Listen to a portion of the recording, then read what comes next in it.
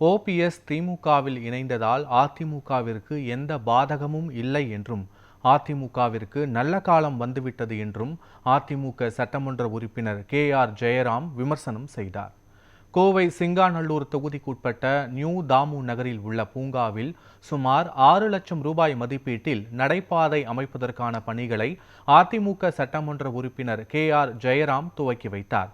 பின்னர் கள்ளிமடை பகுதியில் சட்டமன்ற மேம்பாட்டு நிதியில் இருந்து 40 லட்சம் ரூபாய் மதிப்பீட்டில் 2 அங்கன்வாடி மையத்தை குழந்தைகளுடன் சேர்ந்து திறந்து வைத்து அவர்களுடன் மதிய உணவு அருந்தினார்.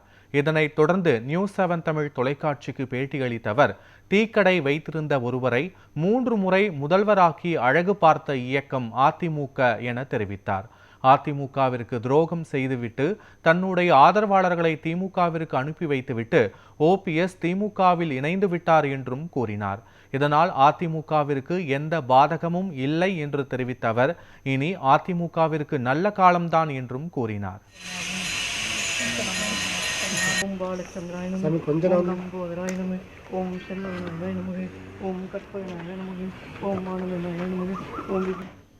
இன்றைய தினம் முன்னாள் முதல்வர் ஓபிஎஸ் அவர்கள் திராவிட முன்னேற்ற கழகத்தில் இருந்தது துரதிர்ஷ்டவசமானது.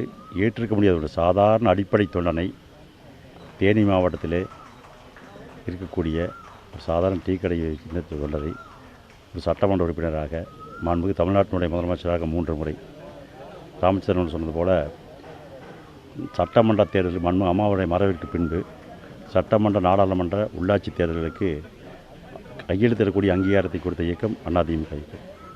அப்படிப்பட்ட இயக்கத்திலே இருந்து ஒவ்வொருவராக எங்களுடைய பொதுச் செயலாளர் புரட்சித்தலைவர் எடப்பாடி அவர்கள் சொல்வது போல திமுகவினுடைய வீட்டாக செயல்பட்டு வராங்க. அதுக்கு உதாரணமாக ஒவ்வொருத்தராக மனோஜ் பாண்டியன் அனுப்பிச்சார், வைத்தியலிங்கத்தை அனுப்பிச்சார். கடைசி நாள் சட்டப்பேரவை கூட்டத்தொடரை இறுதி சட்டப்பேரவை கூட 5 ஆண்டுகள் நிறைவடைகின்ற பொழுது அதிமுகவினுடைய சட்டமன்ற உறுப்பினர்கள் இறுதி நாளை புறக்கணித்தார்கள்.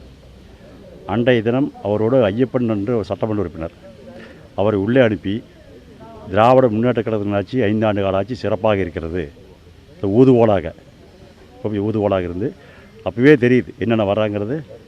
ஏற்கனவே அச்சாரமிட்டாங்க. போய் சபரீஷனை பார்க்குறது, பார்க்கில் தான் போய் முதலமைச்சரை பார்க்குறாரு. அப்புறம் மறுநாள் பூங்கத்தோடு போகிறாரு. எல்லாம் கபட நாடகம். நாட்டு மக்களுக்கு தெரியும். ஒரு விதத்தில் சென்றது அதிமுகவுக்கு பிடித்த சனி முடிஞ்சுது. இனிமேல் அதிமுக பொதுச் செயலாளர் எடப்பாடி அவர்கள் தெளிவாக இருக்கிறார்.